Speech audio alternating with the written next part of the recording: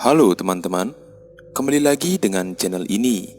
Pada video kali ini, aku akan membahas sebuah cerita seram yang dialami oleh seorang pemuda dan satu keluarganya, di mana diceritakan bahwa rumahnya sering terdapat penampakan baik itu di dalam rumah maupun di luar rumah.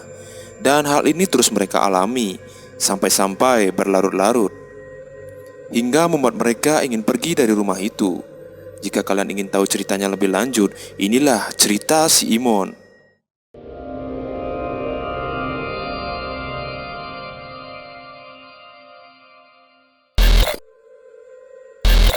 Diceritakan sebuah keluarga yang berada di desa terpencil yang terletak dekat dengan sebuah pegunungan. Seorang remaja yang bernama Yanto menjadi bagian dari keluarga itu. Tentunya Yanto ini sudah menyelesaikan sekolah menengah atasnya atau bisa dikenal dengan SMA. Akan tetapi, ia tidak ingin melanjutkan ke jenjang perkuliahan dan dia ingin langsung bekerja di ladang jagung milik kakeknya. Karena kakek Yanto ini baru saja meninggal dunia 1 tahun yang lalu.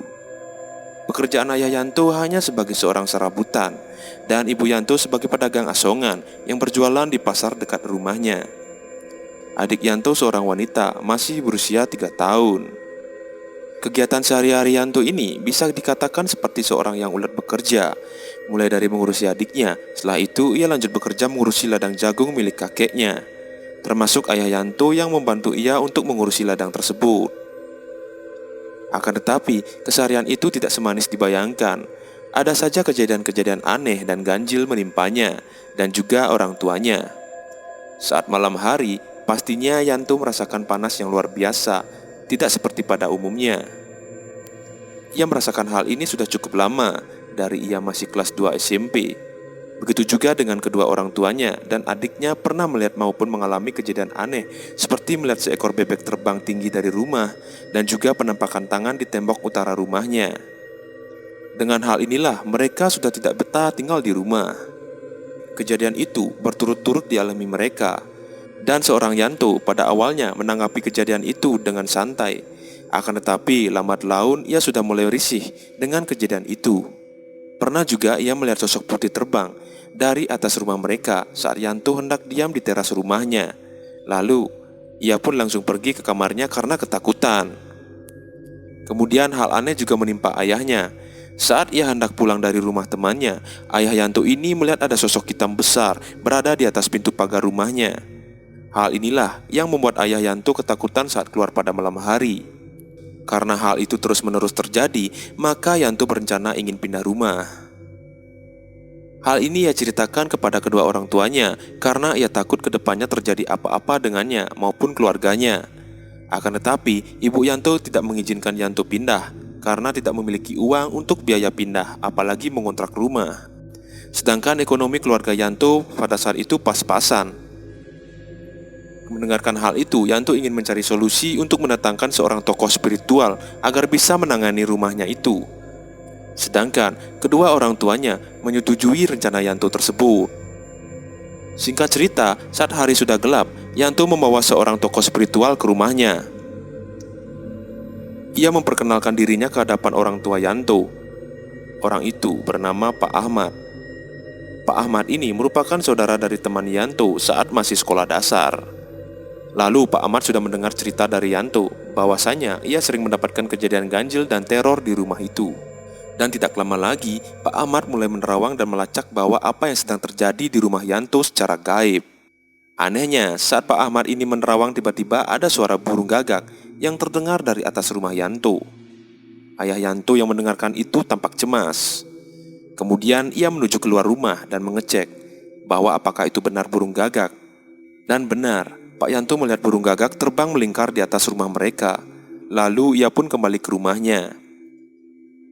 Kemudian tanpa disadari, Pak Ahmad berucap bahwa ini bukan ulah dari seorang yang tidak suka dengan keluarga Yanto, melainkan ini adalah ulah dari kakek Yanto, yang dulunya sering membeli berbagai macam barang-barang yang berenergi negatif, seperti benda-benda pusaka.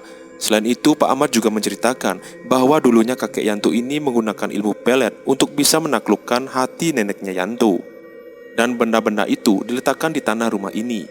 Maka dari sinilah ia bisa menyimpulkan bahwa karena barang negatif itu masih ada, maka makhluk-makhluk astral seperti jin tidak segan-segan menempati rumah ini. Lantas Pak Ahmad berpesan, jika satu keluarga dari Pak Yanto ingin selamat, maka dia harus melakukan pembersihan di rumahnya secara besar-besaran dan melebur pusaka maupun benda negatif itu segera mungkin, agar tidak terjadi hal-hal yang tidak diinginkan ke depannya.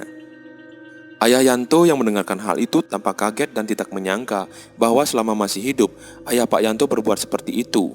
Maka dari sinilah Pak Yanto mulai bergerak untuk membersihkan rumahnya, dibantu dengan Pak Ahmad dan juga sanak keluarga lainnya. Maka diputuskan rumah keluarga Pak Yanto ini akan dibersihkan saat hari esok. Saat hari esok tiba, Pak Ahmad dan beberapa asistennya membawa sebuah persembahan dan juga keris. Begitu juga dengan Yanto beserta ayah, ibu, dan juga adiknya hanya menyaksikannya saja. Dan kemudian Pak Ahmad mulai membersihkan rumah itu. Tiba-tiba selang beberapa lama, ada sosok besar hitam muncul di atas rumah Yanto. Mereka yang melihat makhluk itu tampak ketakutan secara bertubi-tubi. Dan Yanto merasa cemas, apakah dengan cara ini semua akan beres-beres saja, atau sebaliknya. Karena Pak Ahmad ini orangnya baik dan sangat dekat dengan Maha Pencipta, maka beliau langsung menancapkan keris yang ia bawa di tanah rumah Yanto, hingga makhluk itu menghilang begitu saja. Dan asisten dari Pak Ahmad ini meminta izin kepada keluarga Yanto untuk membongkar keramik dan juga tanah di dalam rumah Pak Yanto, agar bisa mengambil pusaka dan jimat-jimat yang sudah lama tertanam.